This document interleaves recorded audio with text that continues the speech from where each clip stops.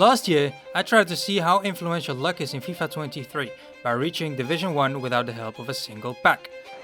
This man can turn for shit! And this year, I was going to do it again on FC 24. But then, I remembered a comment from one of my board members. This is good, but try one with packs. And that's what I'll be doing instead. The plan goes as follows. The goal is to reach Division 1. And I can only use players I receive from packs. It doesn't matter where I get my packs, I can get them from SBCs, objectives, moments or any other game mode. However, I'm not allowed to buy players or use loan cards, or use any player from a pack that includes a guaranteed special card. Meaning, I'm not allowed to do player SBCs or SBCs where I receive a random team of the week, for example. Side note, if you wish to become part of the board, make sure you're subscribed to the channel and also click the bell icon to never miss out on new videos, where your presence and engagement will be key. Let me start by saying that this video was such a pain to record. Why? Well, to get it straight to you, I'm missing the first recording I made, which included a very important event taking place. So I started a game, I created a club and opened my starting packs, where I packed the team of the year. Sam Kerr? I don't care. Anyways, here's the rest of the team we're starting our journey with. Let's start our first game. Although I think having a team of the year card might feel a bit unfair in Division 10, my opponent did have some loan cards to fight back with. The game went smoothly though.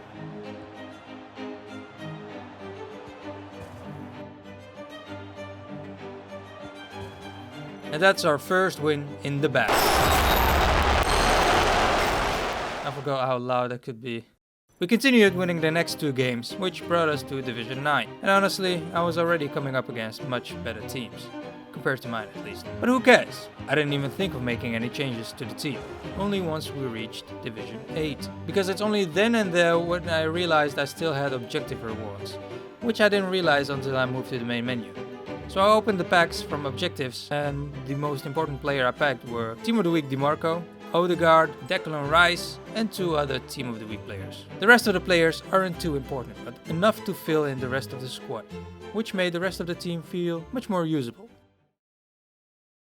The next day I claimed the objectives from the previous day. I also did some SBCs and opened all the packs I received from them, where I packed Ruben Dias out of and Bernardo Silva. Most games were doable, but there were a couple of games that got me to hunch over a bit, like when we reached the game for promotion to Division 7. I didn't think too much of this game. I sent out Martinez, who with the help of Kerr was able to deal enough damage to take the lead, but his Richarlison was fast enough to equalize with a quick attack.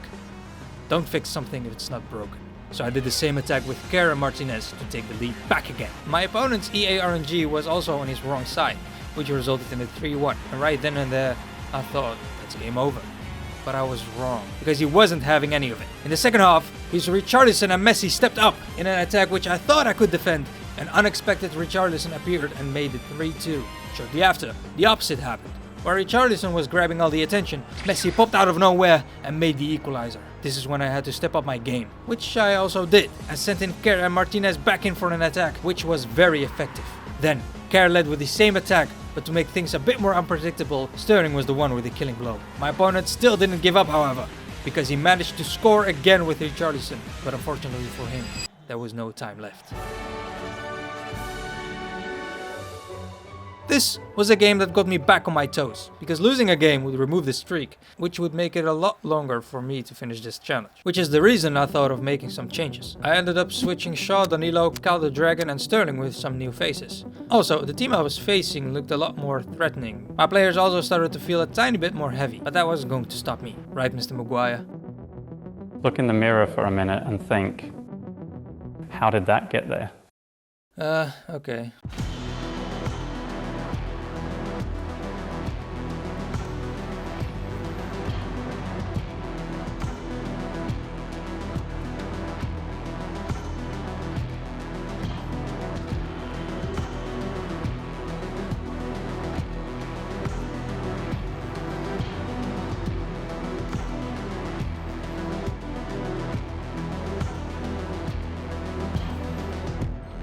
Things were going smoothly. At this pace, I would reach Division 1 in no time. I'm not trying to brag or whatever, but I did manage to reach all the way to Division 5 without losing a single game. Read you like a book. How is that not yours? No, wait. Just a minute. This is.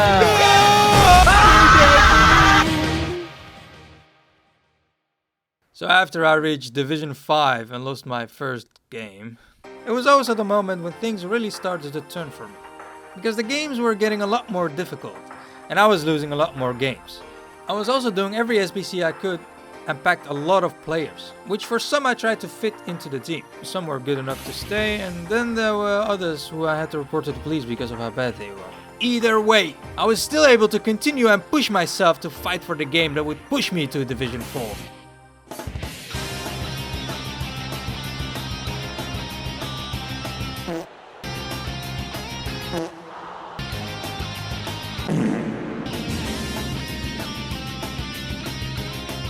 Perfect.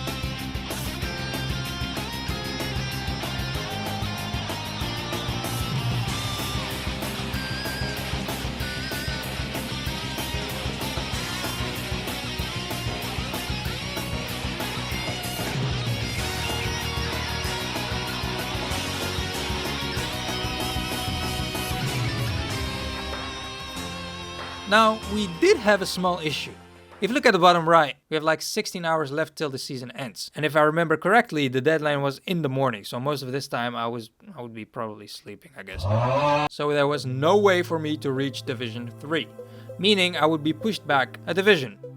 Or 2. I don't remember. Which I just have to accept, I guess. I did play some more games and ended the season on this spot, bringing me back to Division 5. Anyways, back in Division 5, and there's nothing else to do than to continue. Maguire, analysis! At exactly midnight, turn on the lights, then look towards the windows. The closer you look, the closer you'd get to seeing an ugly-ass mark. Okay, let's just not go there. I don't have time for this. The games should probably feel the same as Division 4, because I'm guessing I'm not the only one who's being moved back. Also, I forgot to say, before the season ended, I was grinding some moments in SBCs where I packed another Team of the Year! Irps! Oops! Erps! Erps. I was only worried about her height, but on the other hand, it's not like I have any other options. And she was linking with Kerr and James, so W. I also packed Bastoni, Team of the Week Savio, and a Team of the Week Zaha. My team looked much better, and my bench also looked stacked. Please don't laugh at me, it's all I have, man. That's all I have. The games did feel a bit more difficult, but I did what I had to do, and I continued together with Kerr and James being extremely important. I was aware I still had a lot of dead wood in the team, which I needed to find a replacement for. But in the meantime, I was substituting Zaha and Savio after every first half to improve the squad, and damn, they were important.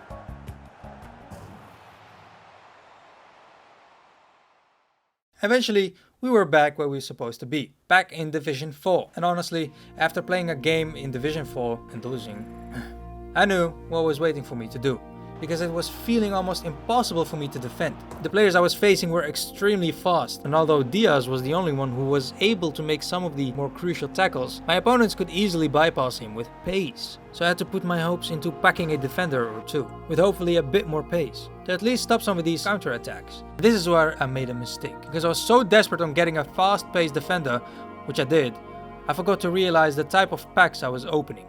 They were illegal packs. I wasted a lot of players to get these incredible cards, but I knew I couldn't keep them. And so I had one last look and discarded them. I was now left empty-handed. I did pack Bremer though, but was he going to be enough?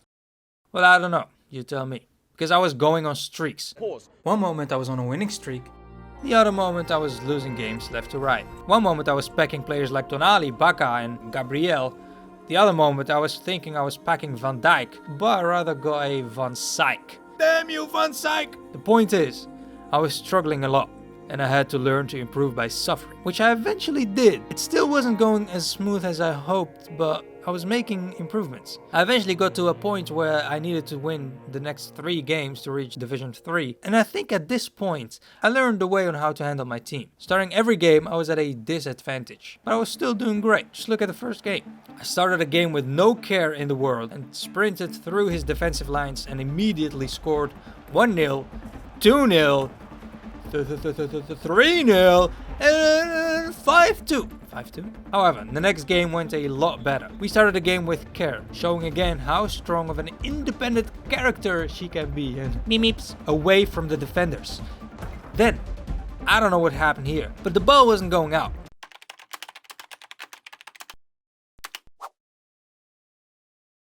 Ti consegneremo questo pane. A qualunque costo. Ti consegneremo. Ti consegneremo. Ti consegneremo questo pane a qualunque costo! And then, the second half, the killer blow where Care took care of it! I need to chill, this is getting out of hand. But who cares? And now with one last game to reach Division 3! I must say, this was a difficult one. This man's team was filled with icons and herbs, was struggling to handle their shots, and with the pressure he was putting on me, it was difficult for me to play my game. It was very frustrating. Didn't matter though, because at this point, my opponent didn't know what I was doing, and neither did I, and so caused a penalty, which I happily took, because with my always shoot to the left rule, if there's anything I can score, it's a... What's that over there? This gave my opponent a lot more hope and granted him not one, not two, but three very close, correction 4, very close chances. And the thing is, these icon cards are extra hard to defend against. Plus, they're extremely fast and agile, with a lot of credits to my opponent who really knew how to make use of them. The first half ended, however, and it was my chance to improve the players on the pitch, so I threw in Zaha. With the first chance of the second half, I came close to his goal, but got tackled and received a free kick. It was also at this moment I realized I was playing against two guys! Or gals, you know. We don't have gals here. Still didn't matter, however, because the free kick was missed by only an inch or two. Nothing to see here. Continuing with our next attack, we moved with the man himself. This is Zaha showing us why he's being compared to the greatest of all time, while dribbling between his markers. And then he passes it to James, who takes care of it and finishes it off in the top corner. No way for the keeper to save. But there was still a lot of time left, with some very nerve-wracking moments. So I knew I had to score another to secure this win. And I did have some big chances, but the finishing was pretty off.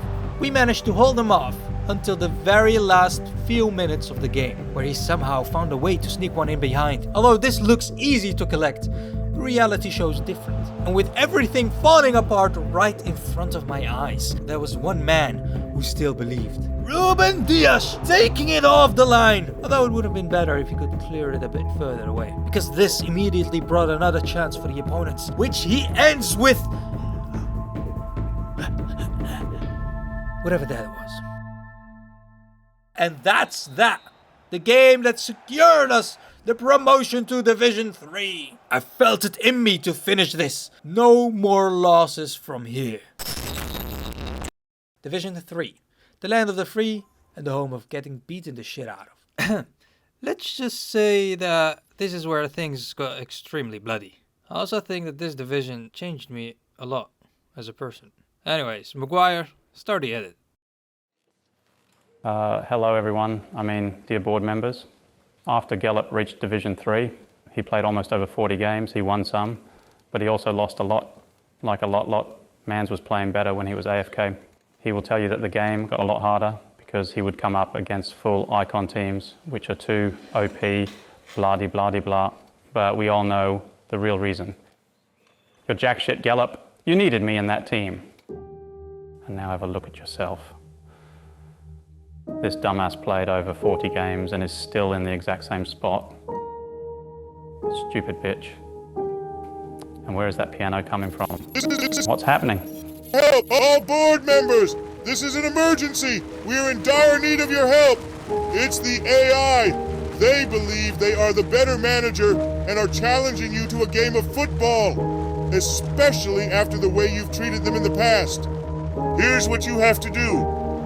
First, you have to become a member of the board, so make sure you're subscribed. Then go to the community posts and get your team ready. But wait, am I not an AI myself?